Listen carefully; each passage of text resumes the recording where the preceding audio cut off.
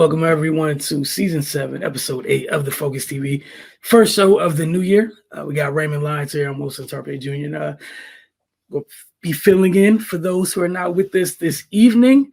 That's it, Ray. We'll start with y'all's division, man. You're the lone representative of your division that's here this evening. So we're gonna start with what happened this week in the wacky NFC East. We got Dallas surviving Detroit 20-19, thanks to a somewhat controversial call. Before I continue, a Dallas fan, your thoughts on what the heck happened there? Yeah, that was wild, man. Objectively speaking, it shouldn't have went down like that. But the game's the game. You can't change it. If we was on the opposite end, I would be saying the same thing. You know, like, yeah, you can't be all just take it as it comes when it's your team benefiting, but then if the shoe's on the other foot, it's all the refs. It's even one way or it ain't. So we got away with one. It ain't too much more to talk about with that. It's a really mature way to look at it. So that said, however, if the controversial call did not exist, Dallas would have got the ball back with about 23 seconds to go. The Lions, and this is a whole nother discussion within itself, Dan Campbell and the boy, he's trying to earn himself a reputation. So they're down. They score. He gets 3 cracks at 2-point conversions or taking the extra point.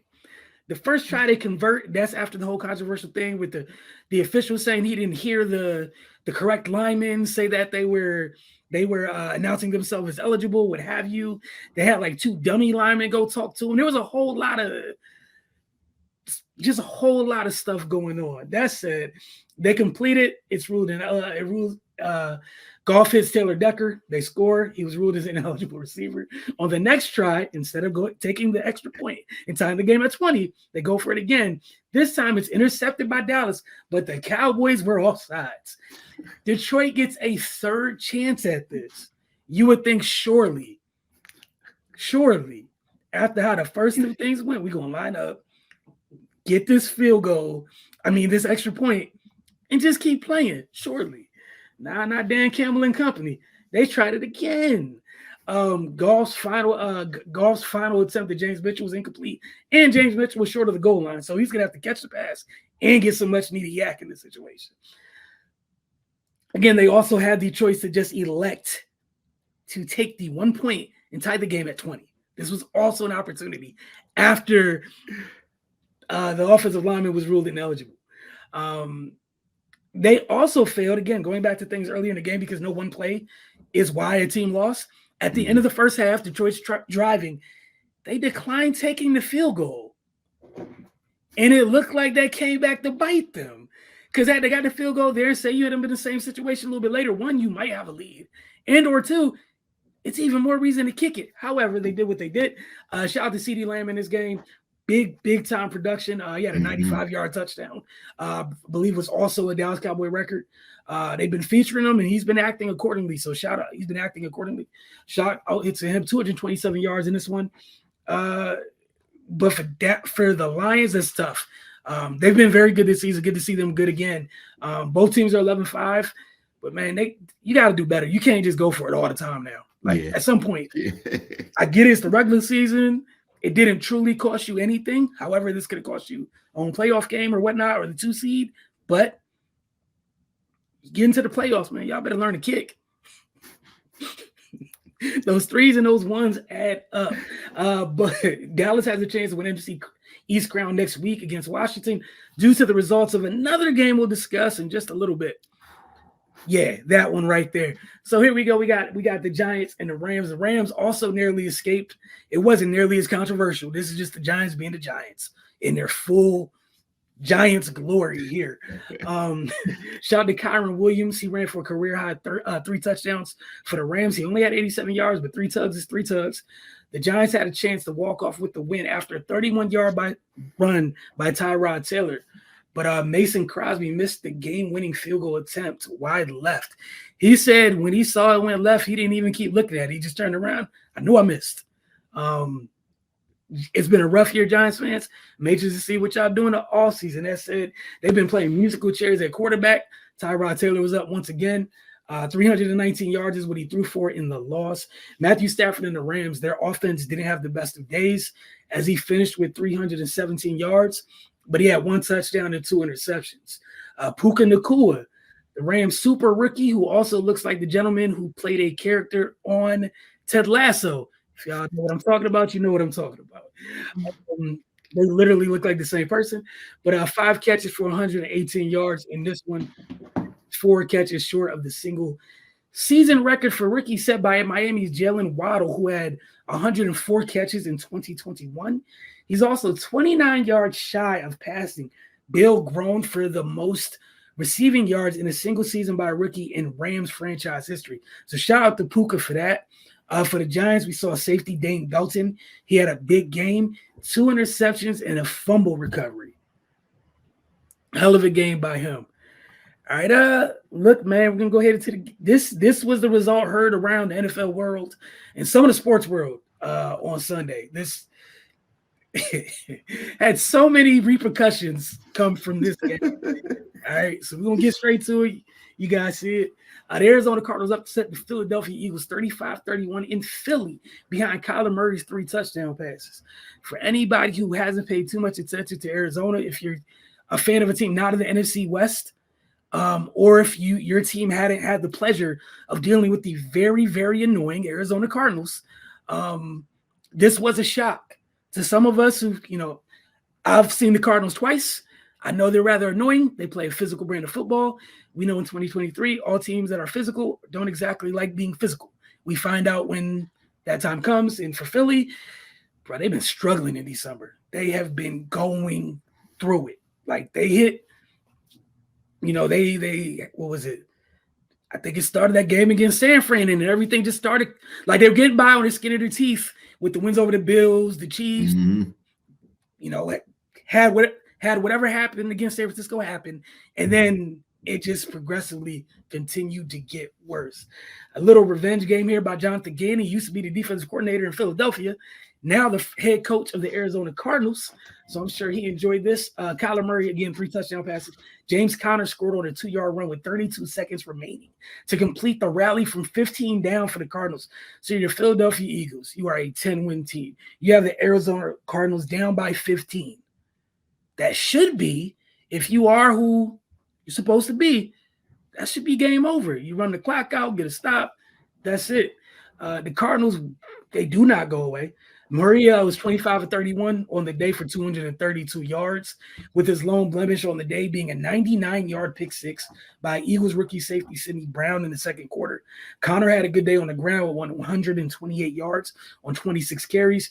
Jalen Hurts and company led the game with 2:33 remaining after a Jake Elliott field goal from 43 yards out. So they gave the ball back to Arizona with all the time in the world. And again, if you see yourself as a Super Bowl contender, you get a stop. It's essentially get the ball back, salt the game away, and you go on about your business, still in control of the NFC East crown, right?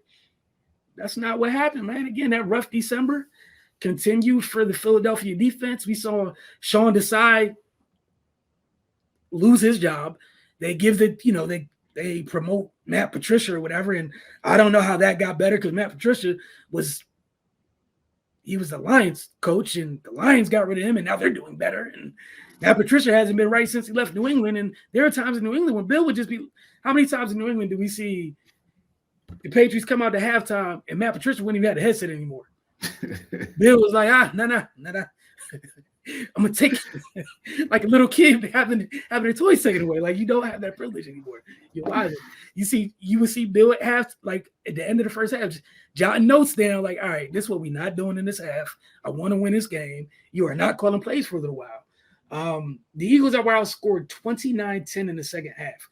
Jalen Hurts finished the game with 167 yards passing, 3 touchdowns, and 1 interception. The Eagles can still win the NFC East, but they need the Commanders to beat the Dallas Cowboys.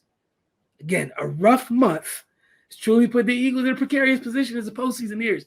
You are a Dallas fan.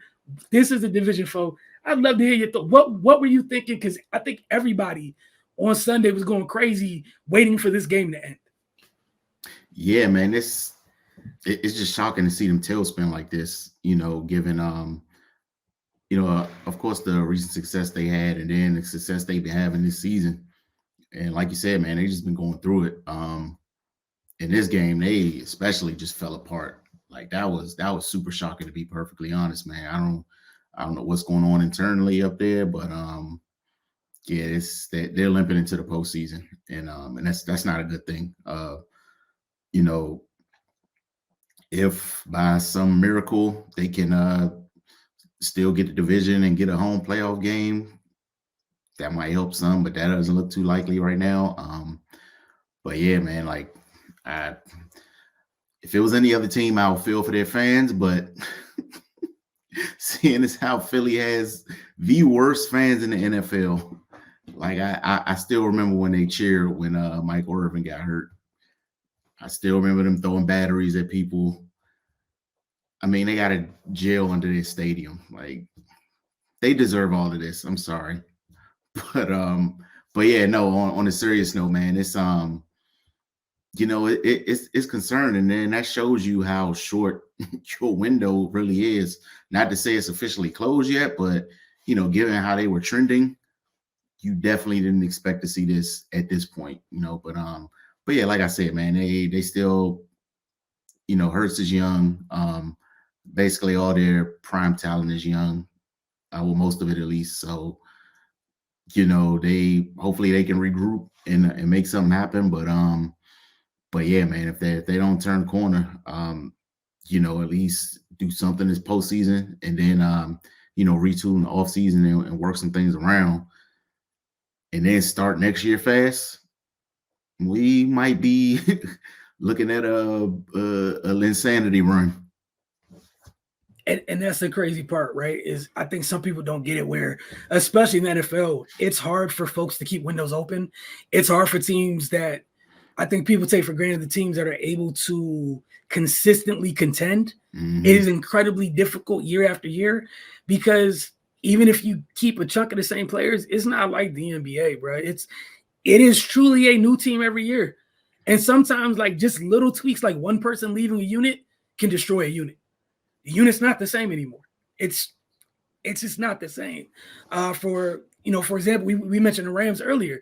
They're a couple of years removed from a Super Bowl run, but like they had one of those. I think some people, I wasn't one of them, that was like, oh, they were down on the Rams coming into this year. I'm like, they still got Stafford, they still got some key vets, but they had to retool after losing Jalen Ramsey and some high priced folks with late draft picks.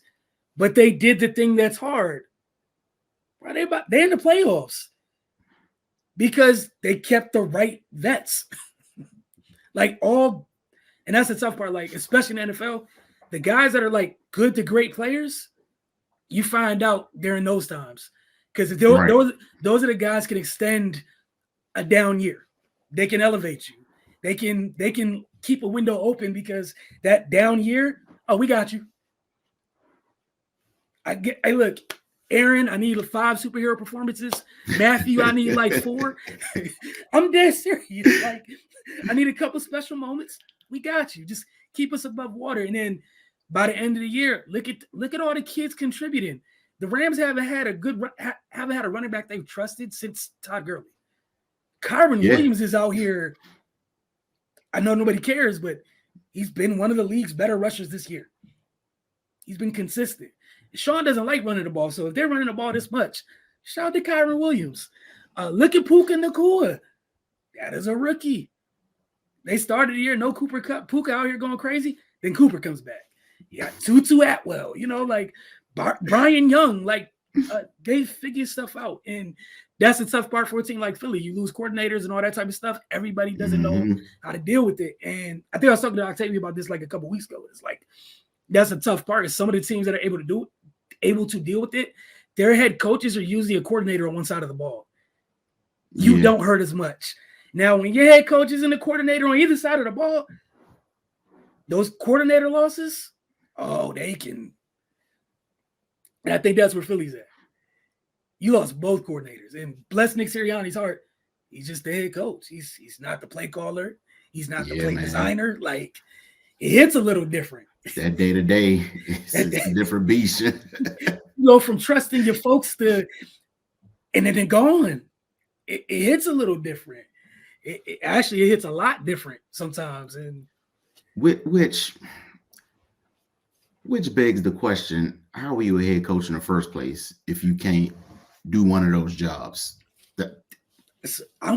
That's where I'm at with you, because okay, so like the guy on the lines, Ben Johnson, everybody's raving about Ben Johnson right now, the play caller or whatever, right?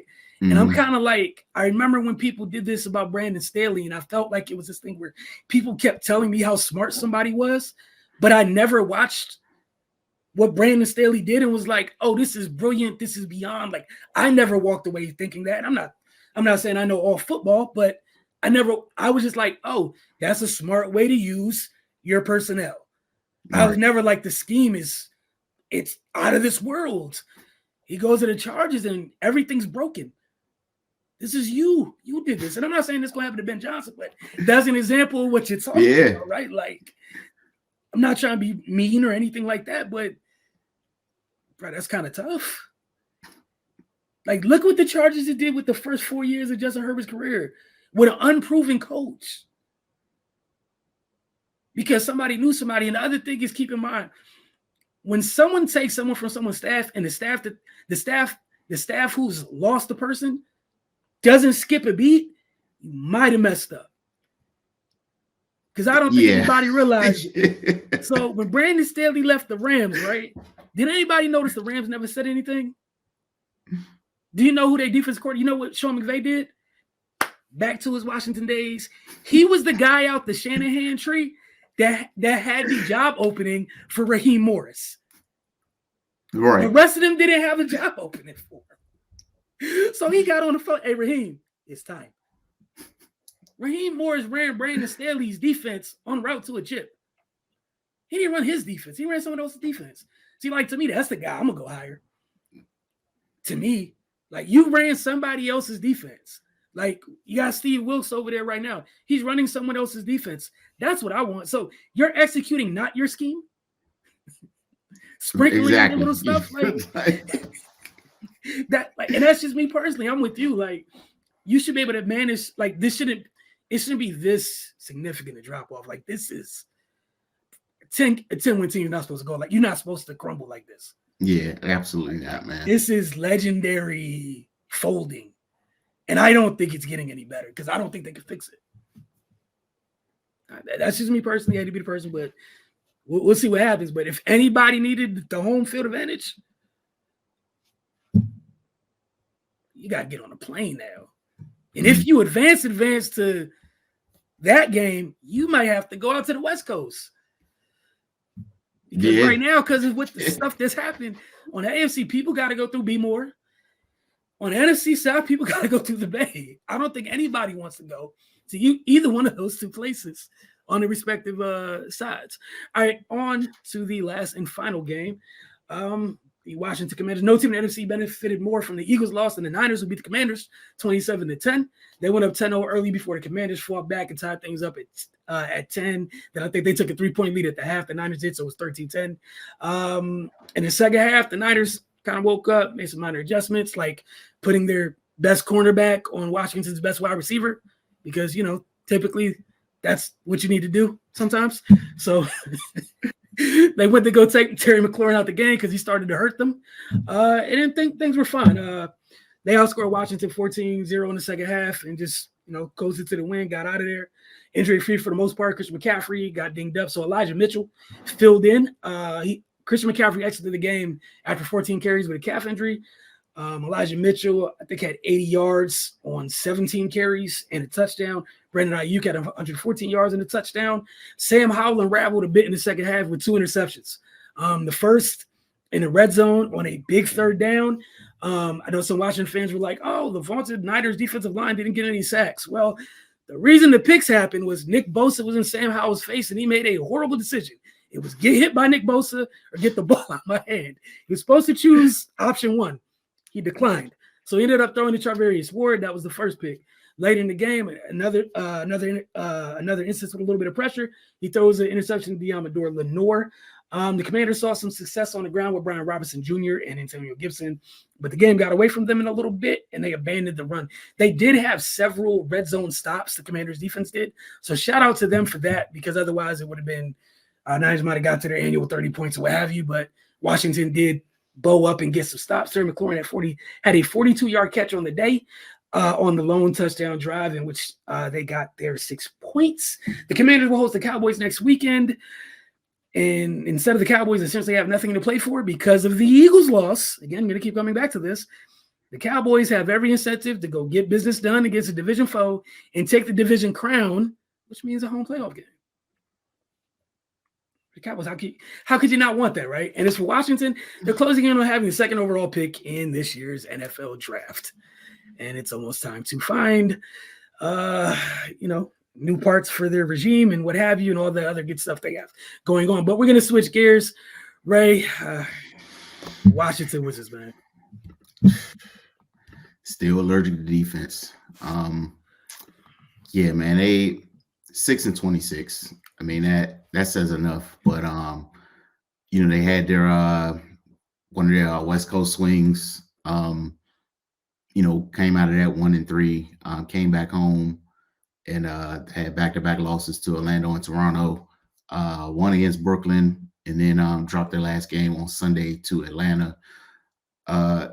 Just to put things in perspective, when they beat Brooklyn 110-104, that was the least amount of points they allowed all season. So they've yet to stop somebody from hitting the century mark, which is their biggest problem. They don't defend.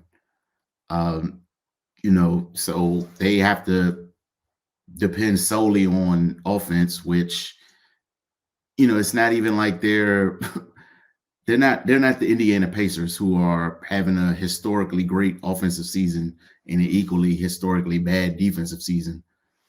They're just having a historically bad defensive season with some timey offense. And that's why their record is the way it is. Something's got to give, man. We talk routinely on Wizards Outlook about, lack of leadership, lack of effort, the guys that are supposed to be the guys not being the guys, which which leads to this type of showing. I think Cardell made a great point on Sunday, spoke to the month that Gaff has had. He'd been consistent all season, but in the month of December, he really took it up a notch, but it's like he's not being rewarded for it. They've ran that pick and roll and it's been successful, and for some reason they go away from it. It just doesn't make sense, man. He had a 26-17 game recently where they lost. If you get 26-17 from Gafford, you have to win that game. But again, they stopped going to him, down the stretch. He was killing that game and they just abandoned it. So yeah, man, it's a lot of things wrong with this team right now. And much like you said about the Eagles, this isn't going to get any better. They don't even have the things necessary to fix it. We see flashes from them time to time where they do compete and they do, look like an NBA team, and that's the team we expected coming into training camp. They were saying all the right things, they were preaching the right messages, but when the lights came on, they just abandoned all that and went back to business as usual. And unfortunately for them, it's led to this dismal season up to this point. But yeah, man, guys just not doing their jobs, plain and simple. You can't have a rookie being a top 2 defender on your team, and no disrespect to Bilal, that's his strength. He's a great defender, but he's a rookie, man. Like he can't be setting the example. That lets you know everything you need to know about this team, man. And and Jordan Poole, I just think at this point it's time to recognize he wasn't ready for the job that they needed him to do. He and Kuz had a great opportunity. You point this out a lot, man. Like, this was a time for both of them to show show everybody what kind of players they were going to be in this league. Kuz, he has a ring, but he was just a complimentary piece. not to say he could be a number one guy on the championship team, but you can show that you're at least competent in the main role. And the same goes for Jordan Poole. He has a ring as well, but he was coming off the bench. He was playing behind some all-timers, but yeah, man, you got opportunity to step in and kind of take on more responsibility, and they're both fumbling tremendously. And there shouldn't be any argument otherwise, because again, 6-26. If they were pulling their weight, it wouldn't be like this. But yeah, man, they have I think they got Cleveland tomorrow, and they're back on the road. They got back-to-backs against Cleveland on Wednesday and Friday. Then they're back home for back-to-back with the Knicks and Oklahoma City.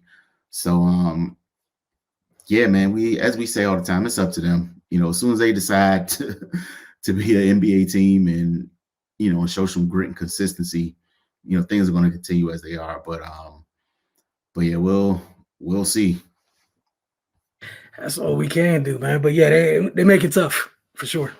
And we're getting closer to the point where we're gonna get to one of the NBA trades that happened while we were gone during this little bit of a break. But getting to that point, it'll be time to see who ends up making it kind of to the second part of the season.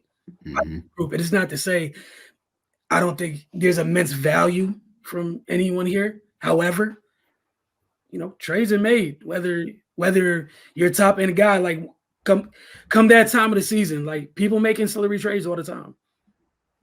And again, those two folks had opportunity to show that you're much more than ancillary pieces. And instead, we're here, man. We are here.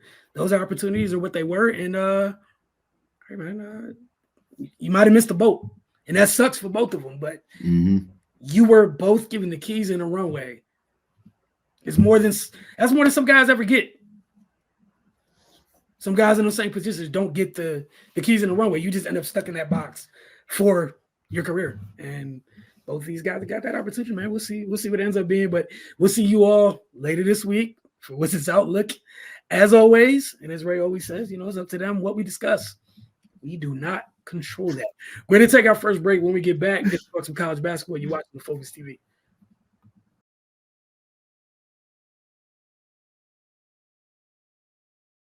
All right, folks, welcome back. College basketball segment again, filling in for both Octavia and Cardell. So I'm just trying to get through GW men's basketball. And it's so weird. I know Cardell said they changed their name to the Revolutionaries. It still hasn't. So if I mess that up, I apologize in advance. Garrett Johnson, 23 points, going 5 of 10 from deep, helped the Revolutionaries get past the Alcorn State Braves, 79-75. James Bishop added 20 points in that. And Maximus Edwards chipped in with 14. Jalen Hawkins led the Braves with 24 points. Stephen Board missed out on the double-double with 14 points and 9 rebounds.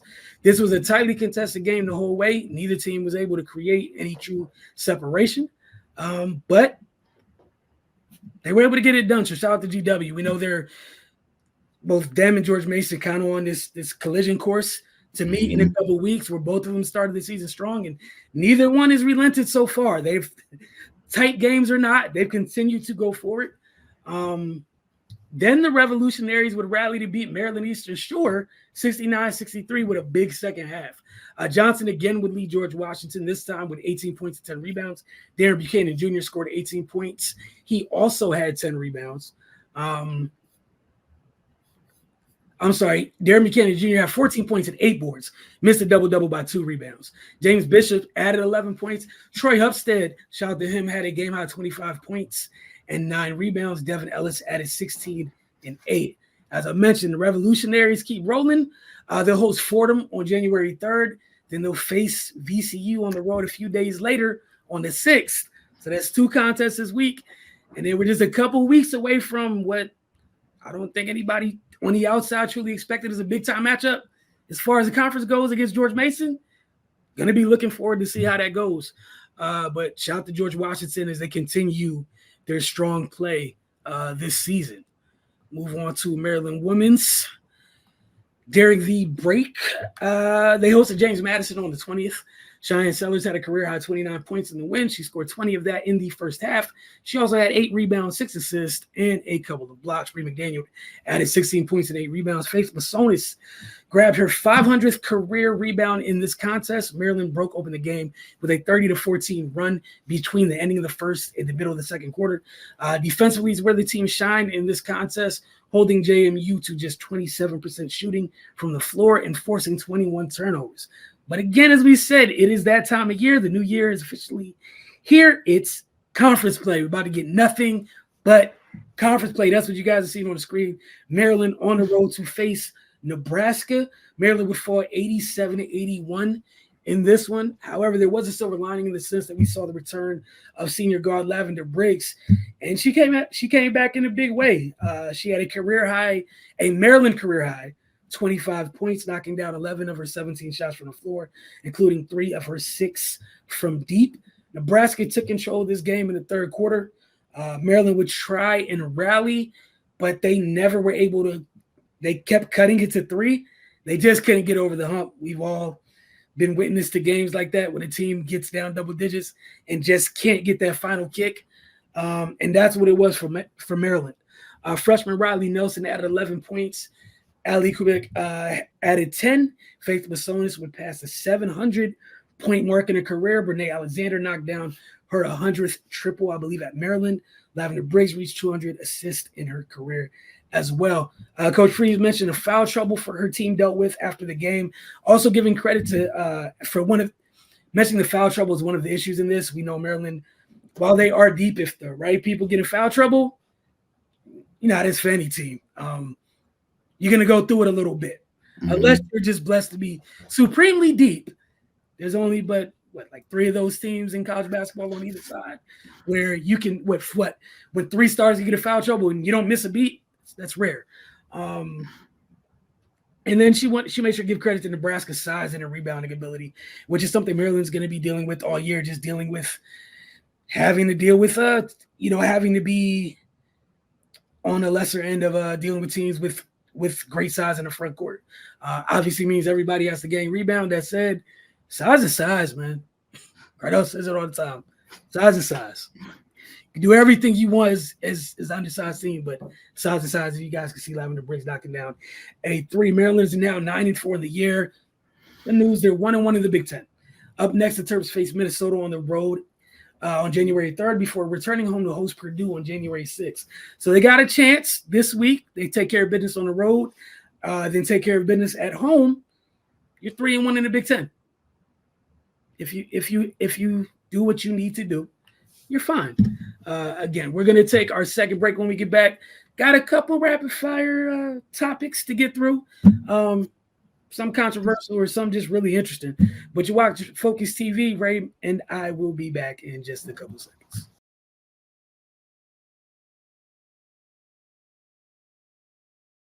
Welcome back. We're going to slide into rapid fire real quick. This is a topic. If you're a Chicago Bears fan, you already know where I'm going, man. Y'all been going through it. That said, we got to talk about it, man, because I know you guys been talking about it all year. The Justin Fields conundrum. The 24-year-old quarterback has made strides, as have the Bears since he's been drafted. If you're drafting that high, clearly you're going through something. You are not having success. Chicago 7-5 in the last 12 games with him under center. At the end of last weekend's game, we heard the crowd chanting, "We want Fields," because the fans know what time it is too. A decision is on the horizon, and we can all see, we're a couple months away from that decision being made one way or the other. The Bears brass has to deal with the 2 schools of thoughts here. One being they have the number 1 pick in this year's draft because of some outstanding business dealings last year at the top of the draft. They kind of hustled the Carolina Panthers. The Panthers got their quarterback and essentially gave the Bears this year's first-round pick, number 1 overall pick. So essentially, you're just like, here, take ours next year. Same spot, no issue. With a couple other picks. And they paid interest, right? So I guess the question, Ray, do they keep rolling with Fields and use those possible 2 top 5 picks or 2 top 10 picks to pick up 2 blue chip guys, 2 pillars of their franchise and go forward? Or do you kind of switch gears under the new regime, change the quarterback, reset that position, give you another 5 years in which you don't have to pay that position? You got a lot of cap space, throw money at other holes on the roster, take another high-profile player to go with the new quarterback. Or again, the first part, you just add to what you have. What do you do? I mean, I would just roll with Fields at this point and kind of continue to build around him. Like you said, man, he's shown some promise and shown some progress as things have gotten better around him. So 1 + 1 is 2 sometimes, man. If you just keep adding talent around the guy you have, then maybe things will continue to get better. If you disrupt that again, you're basically starting over. And I get the financial implications of all that, but I mean, sometimes you just gotta continue to build. Be patient. Yeah, man. Like, and it's not like if they just had the number 1 pick and nothing else, that's a different scenario. But they gotta, like you said, man, they got wiggle room and ability to do a lot of things creatively with their roster construction. So I don't see a need to uproot that position again, and then start from scratch. Like, the chemistry may be different,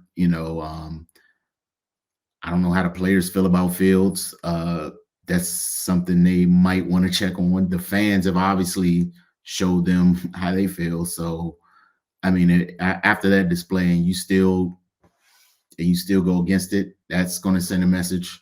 And I see if he wasn't showing some progress, obviously we're not even having this conversation. You get somebody else in there and move on with your life. But the kids, he's making strides, man. And I hate to see them give up on him at this point, which is going to stigmatize him for every other team. Like, they're not going to want the Bears throwaway. So, because you're definitely not keeping him if you draft another quarterback. So, yeah, I don't know, man. I will keep him and just continue to build around him. Yeah, that's the tough part, right? Is, I guess you got to be honest with yourself. Do you feel like you guys can get the best out of him? If you can, keep it rolling. If you feel like honestly you can't, you might have to make the unpopular decision. But then the tough part about that is you better be right. You better be right. Like, those are the two sides. We're just here to be honest, because if he's beloved by most of the fans in this locker room, if the other dude comes in, they don't like just that person's aura, that person's disposition, there will be a revolt. There will be anarchy. Or you can try this really weird thing. This is really weird. Don't get me wrong. Build the best team you can. And even if he's not the guy, you address that when the time comes. I know this sounds crazy. As a fan of a team who's done this, and people looked at them like they were out of their minds, it's really because then there's only one dart you're throwing at the board continually. It's like process of elimination. It's really wild. Like, if it's me personally, I'm walking into this draft. I'm looking Marvin Harrison Jr. in the face. I'm taking him 1. Or I'm going to find another team that's in shambles. Bro, give me double what Carolina gave me last year to go down 2 spots or 1 spot. And I make sure I stay above wherever Arizona's choosing, because they're keeping their guy too, it looks like. Because you don't want Marv there. Go get Marv in the offensive lineman. Go get the kid out of Penn State. Get you a franchise left tackle, another wide receiver. And that way, when DJ Moore's contract comes up once again, hey, man, you tell DJ, thank you for everything you did. We truly appreciate you, sir. It's Marv's time now. We thank you for getting us over the hump, sir. But in the meantime, they can coexist. And then if you get Marv, you don't have to tell Hey, Marv, you don't got to be the guy. That's the number one, brother. He's right there. And then if you turn out to be like capable out the gate, capable of being 1B, we got problems. Mm-hmm. We got problems. You can go crazy. You could go Marvin, the tight end from Georgia, if you want, and pay money for a left tackle in free agency. You could do so many different things. Like, give him weapons, and then we can find out if he can't play. All I know in Ohio State, when they had a whole bunch of stuff, he was fine. He was fine. So give him a whole bunch of stuff. You trade your second round pick for Montez Sweat. How did that work out? You can also do that with some of your picks. Trade it for things that you already know what they are. It's really crazy. It's a really weird phenomenon. But yeah, I'm with you, man. Just keep it rolling, man. Don't mess this up. Like, see it through. And if he gets to the point, like you get to the point where the Giants are, where they did what they did with Daniel Jones, then I'm just gonna balk at it. If you feel like you can't get a deal because you don't feel like he's a guy, but again, you got to know if it's a guy or not. Mm-hmm. And you have to know it with conviction. So we'll see what ends up happening, man. But the NFL's NFL, and we know how that goes at that position. With a little melanin, it gets interesting. So see what happens. Continuing on that trajectory. Lamar Jackson has not only staked his claim in back-to-back weeks as an MVP favorite, pretty much looks to have put both hands firmly on that trophy. His Ravens throttled the 49ers, and they put the hands on the Dolphins in back-to-back weeks. That's two pretty much 10-plus or 11-plus win teams that they dominated. We're just going to call it what it is. He was special against the Niners, opening up that defense to complement the job his defense did. And then against the Dolphins, unbothered. Just unbothered. Had a blast. 5 touchdowns, near perfect quarterback rating. He was doing all the quarterbacky things that some people said he couldn't do. It was just easy money, right? And he's been great all season. It's the first year in the new offense, which is something we had talked about last year. And he's been elevating those around him as the weeks have gone on. He's one of the league's most special players, and he's proved that coming into this year. His detractors are running out of things to say. Your thoughts on Lamar's play this season? Man, look, I wrote something back in, I think it was like 2019 about this same issue. It's evergreen. I just need him to get a Super Bowl at this point. Yep. And it's still not going to stop, but I just want him to at least have that to throw in people's face, because it's ridiculous at that point, man. And 30 other teams could have had him in the offseason. You mean to tell me nobody wanted this dude? That's the part that bothers me the most. Is there's like 3, maybe 4 teams out of 30 that can afford to be like, you know what? We're not jumping in that race. The rest of you, this is like crazy levels of negligence, because you're not drafting one of these. He already has an MVP. Honestly, some of the places he could have went had better weapons than he currently has. What were y'all doing? What were y'all on? And again, a couple other places, they have similar records or they're in the same neighborhood. The rest of you that are about to be picking in that top 5, once again, why? In your normal pole position, we're nearing the start of the offseason positions. Tale as old as time, man. But I'm happy for him, man. I'm super happy for him. After everything he went through, and to come out and prove his worth once again, that shows you what type of player he is. Because that's pressure, man. You standing firm, betting on yourself with all that against you, and you come out and torch the league. Like, hey, man, it's not too much left to say. Yeah, I just need him to put a Lombardi up.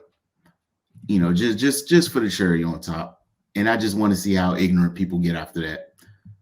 Because at first the Ravens wasn't winning or was falling in the playoffs because of him. If he finishes this off, gold medals in verbal gymnastics all around. But yeah, man, he's been great this season, man, and it's not surprising to me. He's shown this before. Like you said, man, they kind of retooled the offense. That stagnant play calling is no longer an issue.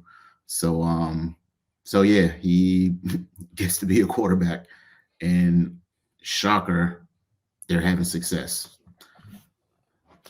It's almost like what some of us were screaming about what the hell Greg Roman was doing, aka ruining this man's life on an everyday basis.